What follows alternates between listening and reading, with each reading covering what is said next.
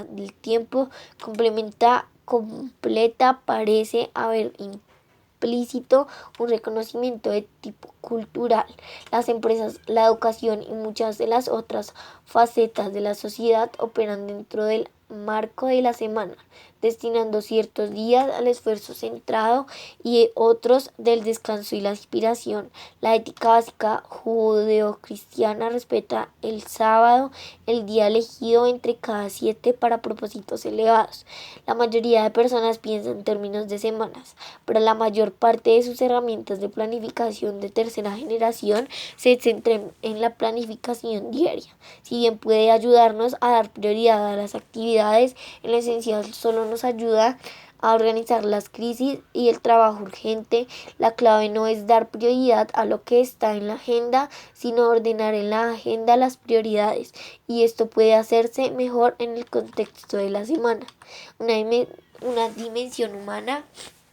Usted necesita igualmente una herramienta que no solo distribuya el tiempo, sino tenga en cuenta que las personas, si bien puede pensar en términos de eficiencia para tratar el tiempo, una persona centrada en principios piensa en términos de efectividad o en el trato con personas. A veces la vida centrada en principios del cuadrante 2 requiere una subordinación de la agenda a las personas. Su herramienta tiene que reflejar ese valor, facilitar su realización en lugar de crear sentimientos de culpa cuando no se cumple con un horario establecido de tareas. Flexibilidad. Su herramienta de planificación tiene que ser su sierva y nunca su ama. Ser portátil. Su herramienta tiene que ser portátil, de modo que usted pueda llevarla consigo en todo momento. Puesto que el cuadrante 2 es el corazón de la autoadministración efectiva, se necesita una herramienta que nos introduzca en él. Mi trabajo con el concepto de la cuarta generación ha conducido a la creación de una herramienta específicamente diseñada en concordancia con los criterios que acabamos de enumerar. Pero muchas buenas herramientas de la tercera generación pueden adaptarse fácilmente. Como los principios son sólidos, las prácticas o ampliaciones y específicas pueden variar de individuo a individuo, convirtiéndose en autoadministrador de cuadrante 2. Aunque lo que aquí intento es enseñar principios y no prácticas de efectividad, creo que el lector podrá comprender mejor los principios y la índole facilitadora de la cuarta generación. Si hace realmente la experiencia de organizar una semana centrada en principios del cuadrante 2. La organización del cuadrante 2 implica 4 actividades de clase. Identificación de roles. La primera tarea consiste en poner por escrito sus roles claves. Si usted ha pensado seriamente en los roles de su vida, puede escribir lo que vaya pasando por su mente. Tiene un rol como individuo, tal vez quiera enumerar uno o más roles como miembro de la familia: esposo, esposa, madre, padre, hijo o hija, miembro de la familia extensa, abuelos, tíos, tías, primos, primas. Puede que quiera enumerar varios roles laborales que indiquen las diferentes áreas en las que desea invertir tiempo y energía de modo regular. Es posible que tenga roles en la iglesia o en los asuntos comunitarios. No es necesario que tome la molestia de definir los roles correspondientes al resto de su vida. Limítese a considerar la semana y ponga por escrito las áreas en las que usted se ve dedicando tiempo durante los próximos 7 días. A continuación presentamos 2 ejemplos de modo en que la gente puede verse en sus diversos roles. 1. Individuo. 1. Desarrollo personal. Esposo, padre, esposa, gerente de nuevos productos, madre, gerente de investigación, vendedora de agencia inmobiliaria, gerente de desarrollo de colaboradores, maestra de escuela dominical, gerente de administración, miembro de la junta de la orquesta, presidente de la organización de beneficencia. Selección de las metas. El El paso siguiente consiste en pensar 2 o 3 resultados importantes que uno cree que tiene que lograr en cada rol durante los 7 días siguientes, a que serán registrados como metas. Por lo menos algunas de esas metas se deben reflejar actividades del cuadrante 2. Idealmente, esas metas a corto plazo están relacionadas con las metas a largo plazo. Sí, que usted ha identificado con su enunciado de la misión personal, pero incluso aunque no haya escrito ese enunciado, es posible que tenga la sensación de lo que es importante al considerar cada uno de sus roles y un par de metas por cada rol. Programación temporal. Ahora puede el lector considerar la semana que tiene ante sí con las metas en las que en mente y programar el tiempo para alcanzarlas. Por lo menos si su meta es redactar el primer borrador del enunciado de la misión personal, tal vez disponga de un lapso de 2 horas del domingo para dedicarlas a esa tarea. El domingo suele ser ideal para planificar las actividades más valiosas para la promoción personal, entre las cuales se encuentra la organización semanal. Es un buen momento para hacer un alto en el camino, buscar un poco de inspiración y considerar la vida en el contexto de los principios y valores.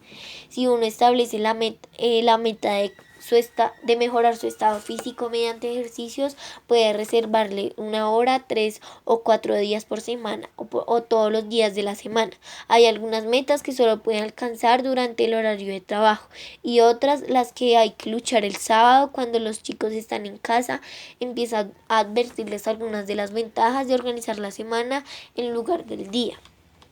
Después de haber identificado sus roles y establecido las metas que se puede trasladar cada meta a un día específico de la semana, sea como prioridad o lo que es incluso mejor con una asignación horaria concreta. También se puede consultar la agenda anual o mensual y ver las previsiones y citas anteriores, evaluando su importancia en el contexto de las metas. Se transfiere entonces al programa semanal la que se le decide mantener y a las otras se reprograman o cancelan.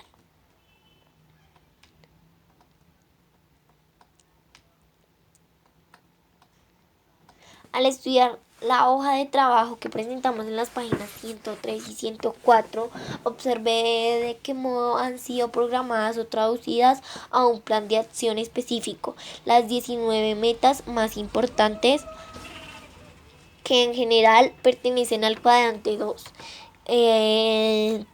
Adviértase además el recuadro titulado Afilar la sierra, que proporciona espacio para planificar actividades vitales renovadoras del cuadrante 2 en cada una de las 4 dimensiones humanas que explicaremos al abordar el séptimo hábito. Se ha reservado tiempo para 19 metas importantes, pero véase la cantidad de espacio libre que queda entre la hoja de trabajo. Además, nos permitimos poner primero lo primero. La organización semanal del cuadrante 2 otorga libertad y flexibilidad para controlar acontecimientos imprevistos, cambiar la programación temporal si es necesario, gozar de relaciones e interrelaciones con otros, disfrutar profundamente de experiencias espontáneas, sabiendo que uno ha ordenado proactivamente la semana para alcanzar metas clave en todas las áreas de la vida. Adaptación diaria. Con la organización semanal del cuadrante 2, la planificación diaria se convierte en una función de adaptación diaria, de dar prioridad a actividades y de responder a acontecimientos, relaciones y experiencias imprevistos de un modo significativo. Si todas las mañanas dedicamos unos minutos a revisar con la agenda, podemos ponernos en contacto con las decisiones basadas en valores tomadas al organizar la semana y también con los factores no previstos que aparezcan al echar una mirada al día. Se puede ver que los roles y metas permiten una priorización natural que surge de nuestro sentido innato del equilibrio. Se trata de un establecimiento de prioridades más flexible, más del hemisferio derecho del del hemisferio derecho del cerebro, que en última instancia proviene de la idea de la misión personal. Pero podría decirse que el establecimiento de prioridades de tercera generación A, B, C o 1, 2, 3 proporciona un orden necesario a las actividades diarias. Es una falsa dicotomía dividir de un modo tajante las actividades es importante y no importante. Obviamente se distribuyen sobre un continuum y algunas actividades importantes son aún más importantes que otras. En el contexto de la organización semanal y el establecimiento de prioridades de la tercera generación pone orden en los objetos cotidianos.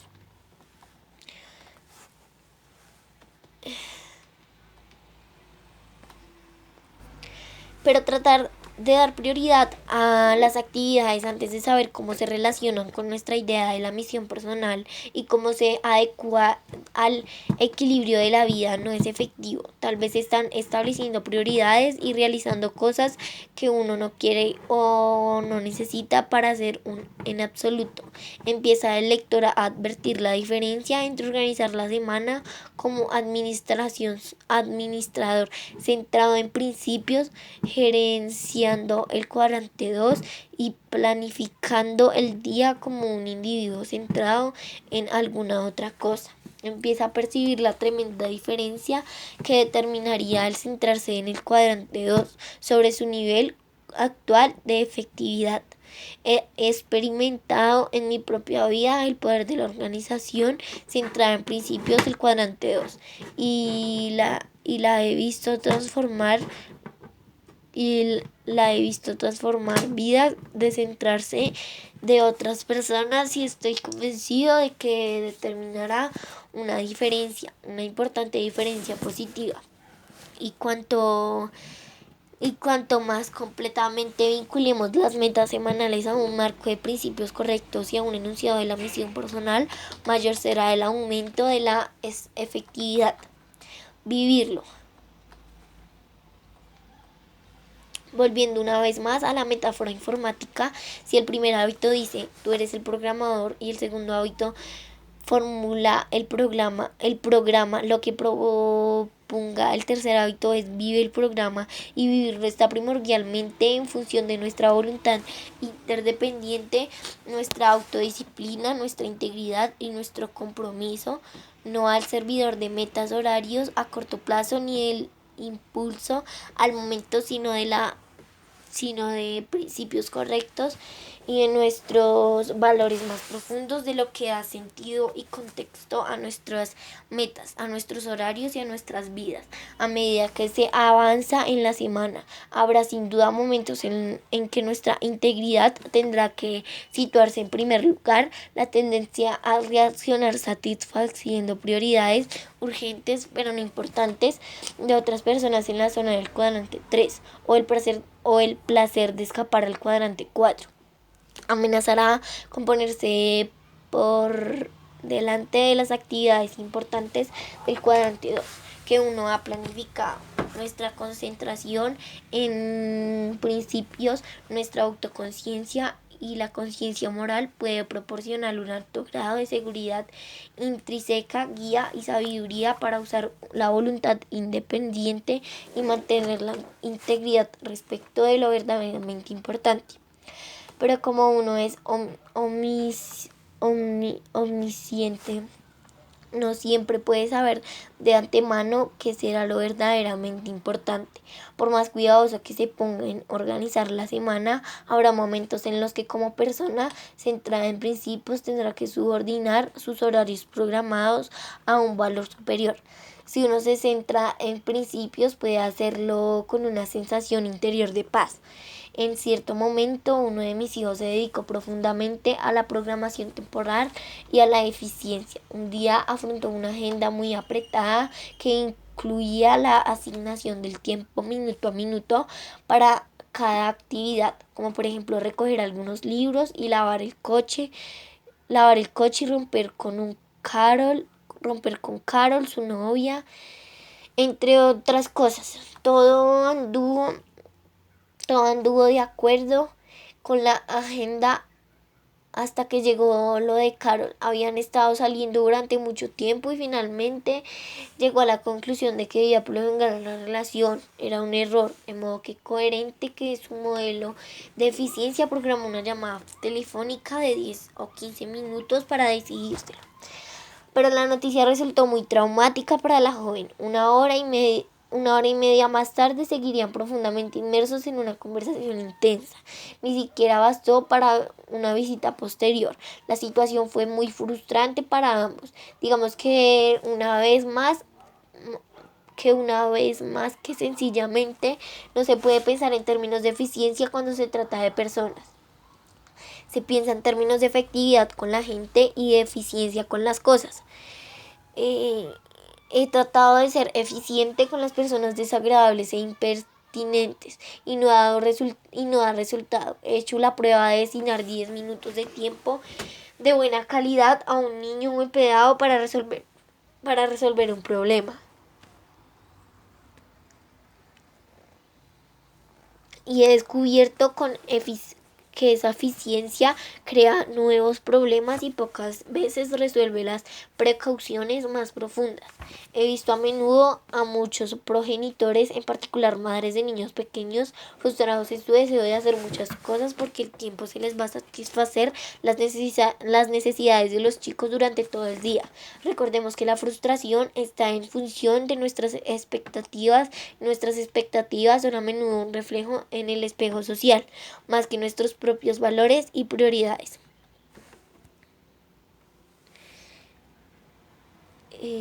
Pero si uno tiene profundamente internalizado el segundo hábito en el corazón y en la mente, serán esos valores los que nos guíen. Se puede subordinar con la integridad la agenda a los valores, se puede adaptar, se puede ser flexible. Uno no debe sentirse culpable cuando no cumple la programación horaria o cuando hay que cambiarla.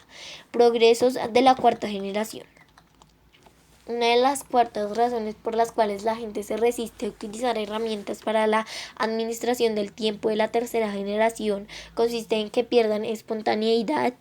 Las personas se vuelvan rígidas e inflexibles, subordinan a la gente a los horarios, porque el paradigma de eficiencia de la tercera generación de la administración no está en armonía con el principio de que las personas son más importantes que las cosas. La herramienta de la cuarta generación reconoce este principio. También reconoce que la primera persona que hay que considerar en términos de efectividad y no de eficiencia es uno mismo. Anima a dedicar tiempo al cuadrante 2, a comprender y centrar la vida en principios, a dar expresión clara a los propósitos, valores que se han escogido para dirigir nuestras decisiones diarias, ayudar a equilibrar la vida. Ayuda a elevarse por encima de las limitaciones de planificación diaria y organiza y programa el contexto de la semana. Y cuando un valor superior entra en conflicto con lo que se ha planeado, permite usar la autoconciencia y la conciencia moral para conservar la integridad respecto de los principios y propósitos que uno ha determinado como los más importantes. En lugar de utilizar un mapa de ruta, estamos usando una brújula. La cuarta generación de autoadministración es más avanzada que la tercera en 5 aspectos importantes. Primero, se centra en principios. Segundo, está dirigida por la conciencia moral. Tercero, define nuestra misión singular. Cuarto, ayuda a equilibrar la vida identificando roles y estableciendo las metas. Quinto, proporciona un contexto más amplio por medio de la organización semanal, elevándose por encima de la expectativa limitadora de solo un día y poniéndonos en contacto con nuestros valores más profundos a través de la revisión de nuestros roles clave. El hilo conductor de estos 5 progresores es el objetivo primario en las relaciones y resultados y el objetivo secundario en el tiempo. La delegación aumentando P y CP. Lograremos todo lo que hacemos por medio de la delegación del tiempo o en otras personas. Si delegamos en el tiempo, pensamos en términos de eficiencia. Si delegamos en otras personas, pensamos en términos de efectividad. Son muchos los que se niegan a delegar en personas porque les parece que ello consume demasiado tiempo y esfuerzo y que ellos mismos pueden realizar mejor la tarea, pero delegar en otros con efectividad es tal vez la actividad por sí sola potencia más nuestra fuerza. Transferir la responsabilidad a las personas aptas y adiestradas nos permite dedicar nuestras energías a otras actividades importantes. La delegación significa desarrollo tanto para los individuos como para las organizaciones. Al ya desaparecido J. C. Penney se le atribuye la afirmación de que la más sabia de las decisiones que tomó fue la de claudicar después de haber comprendido que ya no podía hacerlo todo por sí mismo. Esa decisión tomada hace mucho tiempo hizo posible el desarrollo del crecimiento de centenares de comercios y millares de personas. Como la delegación involucra a personas es una victoria pública y bien podría abortarse al tratar del cuarto hábito, pero puesto que aquí nos encontramos centrado en principios de la administración personal y que la capacidad para delegar en otros constituye la principal diferencia entre el papel de administrador y el productor independiente, enfoco la delegación desde el punto de vista de las actitudes para las administración personal. Un producto hace lo necesario para lograr los resultados deseados, para conseguir los huevos de oro. Una madre que lleva los platos, un arquitecto que dibuja planos, una secretaria que mecanografía correspondencia son productores. Pero cuando una persona se establece y trabaja con personas y sistemas a través de ellos para producir los huevos de oro, esa persona pasa de ser un administrador en el sentido interdependiente. La madre que delega a un hijo la limpieza de los platos es una administradora. Un arquitecto que encabeza un equipo de otros arquitectos es un administrador. Una secretaria que supervisa a las otras secretarias y a personal de la oficina es es una administradora. Un productor interviene a una hora de esfuerzo y produce una unidad de resultados. Supongamos que si por pérdida de eficiencia una administración por otra parte puede invertir una hora de esfuerzo y producir 10, 15 o 100 unidades por medio de la delegación efectiva. La administración consiste esencialmente en cambiar el punto de apoyo de la palanca y la clave de la administración efectiva es la delegación. Delegación en recaderos. Existen básicamente dos tipos de delegación, la delegación en recaderos y la delegación en encargados. La delegación en recaderos significa vaya a buscar esto, vaya a buscar aquello, haga esto, haga aquello y avíseme cuando esté hecho. La mayoría de las personas que son productores tienen un paradigma de delegación en recaderos. Recuerda el lector a los macheteros de la selva. Ellos son los productores, se arremangan y hacen el trabajo, pero aunque se les coloque en una posición de supervisor o administración, siguen pensando como productores. No saben cómo realizar una delegación completa, de modo que otra persona se comprometa a obtener resultados. Al estar centrados en los métodos, ellos mismos se hacen responsables de los resultados. Una vez caí en la trampa del recadero. Cuando nuestra familia fue a practicar esquí acuático, mi hijo, un esquiador excelente, iba arrastrando por la lancha que conducía yo. Le pasé la cámara fotográfica a Sandra y le dije que tomara algunas fotos. Primero le pedí que tratara de ser selectiva porque nos quedaba poca película. Al caer en la cuenta de que no estaba familiarizada con la cámara, fui un poco más específico, le indiqué que esperara a tener el sol delante de la lancha y a que nuestro chico estuviera en alguna postura más espectacular. pero cuanto más pensaba en la escasez de película y en su inexperiencia, más me preocupaba. Finalmente le dije, mira Sandra, aprieta el botón cuando yo te diga, ¿de acuerdo? Me pasé los minutos siguientes gritándole, ahora, ahora, ahora no, ahora no. Tenía miedo de que si no la dirigía segundo tras segundo, el resultado fuera malo.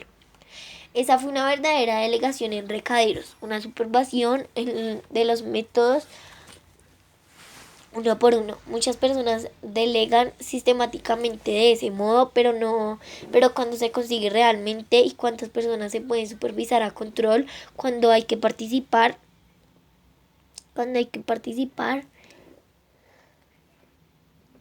en cada uno de los movimientos que hacen. Existe un camino mucho mejor, un modo más efectivo de delegar y se basa en un paradigma de apreciación de la autoconciencia, la imaginación, la conciencia moral y la voluntad libre de los demás. Delegación en encargados.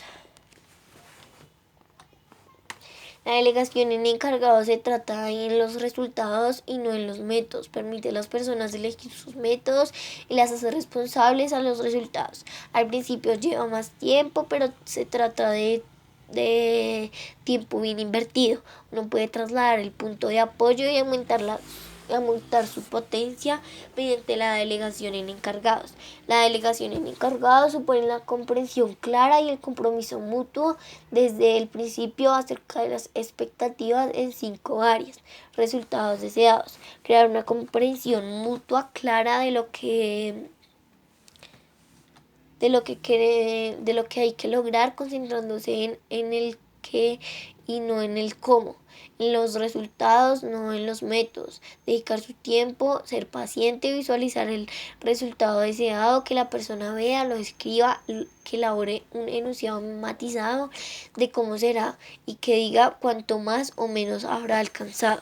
Directrices, identificar los parámetros dentro de los cuales debe operar el individuo. Estos serán los menos posibles para evitar la delegación de métodos.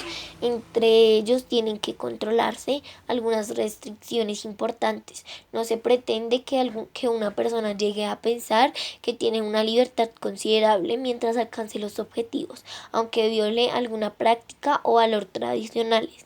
Esto aniquila la iniciativa y devuelve al individuo al credo del recadero. Dígame lo que usted quiere y que haga y lo haré. De cualquier modo, si usted conoce las rutinas que llevan al fracaso, identifíquelas, sea franco y honesto, dígale a su encargado dónde están las arenas movedizas y los animales salvajes. Uno no pretende que todos los días alguien tenga que reinventar la rueda. Permitamos que todas las personas aprendan de sus errores o de los errores de otros. Señalemos las rutinas potenciales de fracaso, lo que no hay que hacer, pero no digamos qué hay que hacer, que sean ellas las responsables de realizar lo necesario sin salirse de las directrices. Recursos. Identificar los recursos económicos, técnicos u organizacionales con los que a la persona puede contar para el logro de los resultados deseados.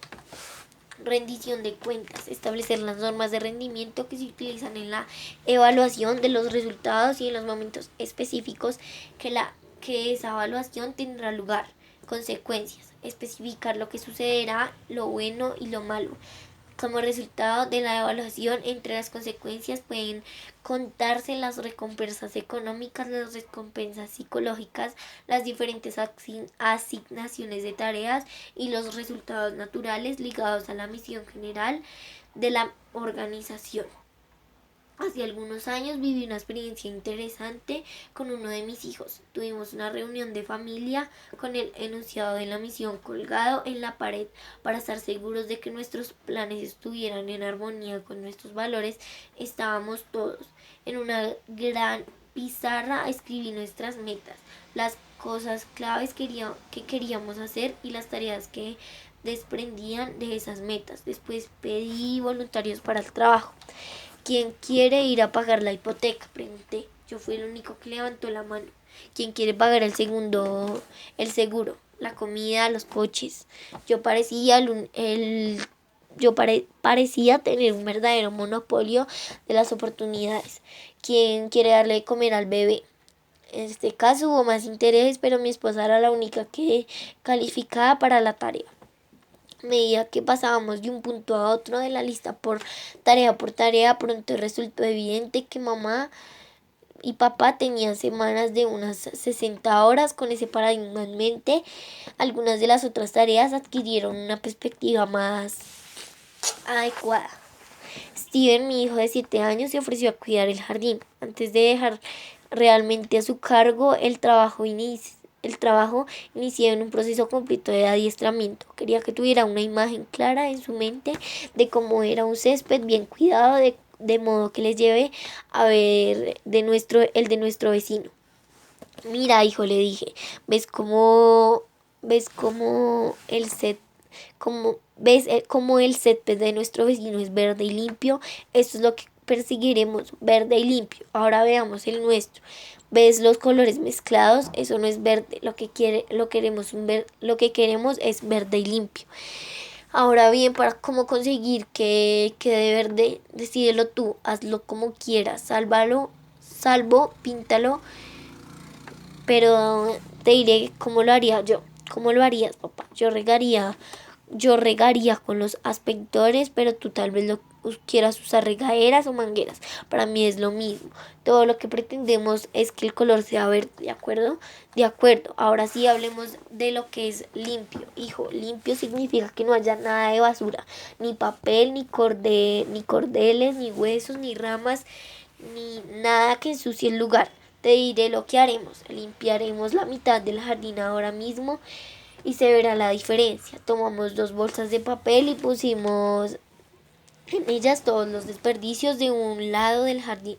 Mira este lado y mira el otro. ¿Ves la diferencia? Esto se llama limpio. Espera, dijo. Veo un papel detrás del arbusto. Oh, muy bien. No había visto esa hoja de periódico allí atrás. Tienes buena vista, hijo. Ahora bien, antes de que decías si vas o no a hacerte cargo de la tarea, permitiste que te diga algunas cosas más, porque cuando tú te hagas cargo yo no lo haré yo, será tu trabajo. Eso se llama encargo. Encargar significa una tarea con confianza. Yo te confío la tarea para que quede hecha. Entonces, ¿quién será tu jefe? ¿Tu papá? No, yo no, tú eres el jefe. Tú te mandarás a ti mismo. ¿Te gusta que papá y mamá te regañen todo el tiempo? No, tampoco a nosotros nos gusta regañarte, uno se siente mal, ¿no es cierto? Pero de modo que mándate tú a ti mismo. Ahora imagina quién será tu ayudante. ¿Quién? Yo le dije, tú me darás las órdenes. Yo, exactamente, pero mi tiempo para ayudarte es limitado. A veces no estoy en casa. Cuando esté aquí, me dirás cómo puedo ayudarte. Haré todo lo que tú me digas. De acuerdo. Ahora, adivina quién habrá de juzgar tu trabajo. ¿Quién? Tú mismo. ¿Yo? Exactamente, 2 veces por semana los dos recogeremos el jardín y tú podrás mostrarme cómo está evolucionando, cómo vas a juzgar.